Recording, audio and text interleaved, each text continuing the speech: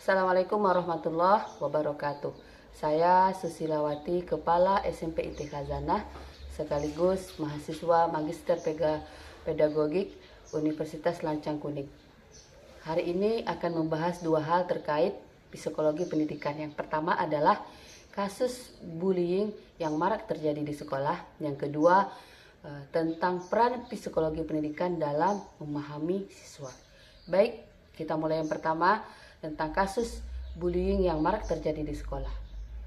Kita sebagai pendidik tentu sangat mengetahui bahwa bullying ini adalah masalah yang serius. Ini terjadi di sekolah-sekolah kita.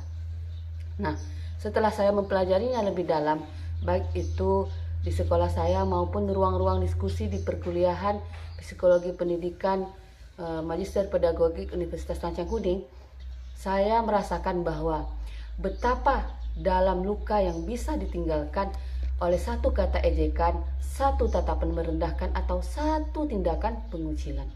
Nah, kita tahu menurut teori perkembangan sosial emosional anak, khususnya dari pendekatan Erik Erikson, ternyata bahwa masa remaja adalah fase yang penting dalam pembentukan identitas diri.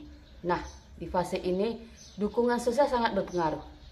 Ketika yang mereka temui justru tekanan dari teman sebaya, maka kepercayaan diri dan rasa aman itu bisa runtuh. Saya jadi paham kenapa anak yang menjadi korban bullying bisa kehilangan motivasi ketika belajar, atau mereka menarik diri, bahkan mengalami gangguan psikologis. Nah, dan yang lebih menyakitkan, kadang kita sebagai guru tidak menyadari bahwa itu sedang terjadi di kelas kita, baik itu dari teman sebaya atau dari guru itu sendiri. Contoh sederhana saja, guru masih ada yang memanggil anak dengan bentuk fisiknya. Contohnya Dinda, tubuhnya sedikit gemuk. Mungkin gurunya, mungkin maksudnya bercanda, memanggil Dinda gemoy itu. Tapi ternyata anak itu tidak menerima. Nah, itu menimbulkan kurangnya rasa kepercayaan diri mereka. Nah, dari banyak kasus yang terjadi di sekolah, saya lihat ini mengubah cara pandang saya terhadap bullying ini. Nah, mungkin dulu saya hanya berfokus pada bagaimana mengajar dengan baik, bagaimana anak-anak itu tercapai kompetensinya tanpa memperhatikan rasa aman yang ada pada diri mereka. Nah, untuk itu saya mulai membangun kesadaran ini di sekolah, kesadaran diri di sekolah ya, membuat forum-forum diskusi bagaimana guru itu lebih peka terhadap tanda-tanda bullying. Kemudian mereka saya dorong untuk melakukan pembelajaran sosial emosional supaya anak ini bisa belajar empati, saling menghargai, dan tahu cara mengekspresikan emosi tanpa menyakiti orang lain. Dari pengalaman ini saya menyimpulkan bahwa sekolah itu tidak cukup menjadi tempat anak pintar, tapi harus menjadi rumah kedua yang aman dan menyembuhkan bagi mereka.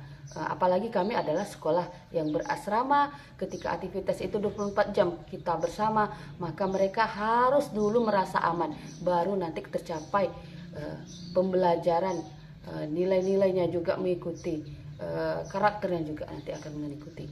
Nah, refleksi ini sangat pribadi bagi saya, sangat berarti bagi saya, karena saya juga pernah melihat anak-anak tiba-tiba menjadi pendiam atau nilainya turun, ternyata dia dibully.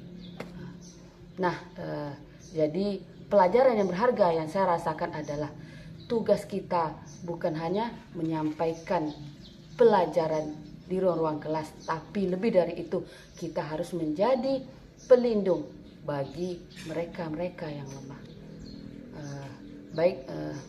Itu yang dapat saya berikan kepada kita semua, berbagi tentang kasus bullying yang marak terjadi di sekolah. Kita masuk pembahasan yang kedua tentang peran psikologi pendidikan dalam memahami anak. Nah, dari beberapa pertemuan di perkuliahan saya di Magister Pedagogik Universitas Lancang Kuning, ada topik yang membuat saya membuka mata hati saya sebagai pendidik, yaitu tentang peran psikologi pendidikan dalam memahami murid. Nah, saya belajar bahwa psikologi pendidikan itu bukan teori semata, tapi kunci untuk memahami bagaimana anak itu belajar, bagaimana anak itu tumbuh, dan bagaimana anak itu berjuang dalam kehidupannya. Sebelumnya saya sering melihat anak itu hanya mungkin dari luarannya saja. Tapi setelah mendalami konsep di psikologi pendidikan ini, saya paham bahwa setiap perilaku anak itu ternyata ada latar belakang psikologis yang perlu kita pahami dengan empati. Nah, misalnya teori perkembangan kognitif dari Jean Piaget yang menjelaskan bahwa anak usia SMP itu berada pada tahap operasional formal. Mereka mulai berpikir abstrak. Nah, tapi nyatanya tidak semua anak berkembang di waktu yang sama. Ada yang masih butuh bantuan konkret, kemudian tetapi ada juga yang sudah bisa diajak diskusi mendalam. Nah, ini mengubah cara saya melihat kemampuan-kemampuan mereka di kelas. Kemudian lebih dari itu, saya juga belajar pentingnya peran guru dalam mendampingi emosi dan kesehatan mental siswa. Psikologi pendidikan mengingatkan saya bahwa guru bukan hanya pengajar, tapi juga pendamping pertumbuhan jiwa anak. Nah, kita harus siap melihat lebih dalam, bukan hanya ketika mereka tidak bisa mengerjakan soal, kita bertanya dalam pikiran kita, kenapa ya anak itu tidak bisa. Nah, tapi lebih jauh dari itu, kita harus punya pertanyaan, apa sih sebenarnya yang dialami oleh anak kita itu, mengapa dia tidak bisa mengerjakan soal. Pasti ada latar belakangnya. Apalagi siswa-siswa yang mungkin punya kemampuan di atas, tiba-tiba satu mata pelajaran ini, satu pokok bahasan ini dia tiba-tiba tidak bisa. Apa latar belakangnya? Nah, untuk itu saya mengajak guru-guru saya lebih sensitif terhadap perilaku anak, terhadap perubahan sikap anak. Anak-anak tiba-tiba diam, nah, bisa jadi mungkin dia mengalami konflik di rumahnya. Anak-anak tiba-tiba melawan, bisa jadi mereka butuh perhatian dari kita. Nah, semua itu adalah sebenarnya sinyal. Nah, yang seharusnya guru bisa sadari lebih cepat, bisa membacanya. Nah, dari sini saya sadar, mengajar itu bukan sekedar menyampaikan materi, tapi tentang mendampingi manusia yang sedang bertumbuh. Nah, dan setiap pertumbuhan itu butuh pemahaman dan butuh kesadaran dari gurunya untuk mendampinginya, bukan penghakiman dari setiap tindakan kesalahan yang mereka lakukan. Refleksi ini terasa sangat dekat dengan pengalaman saya sendiri ketika menjadi guru, apalagi menjadi kepala sekolah.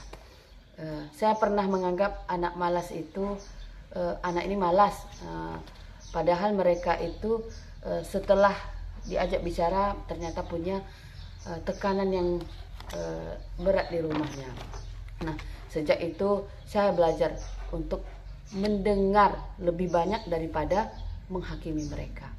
Sebagai kepala sekolah, saya ingin mendorong semua guru di sekolah saya untuk memperdalam pemahaman terhadap psikologi pendidikan.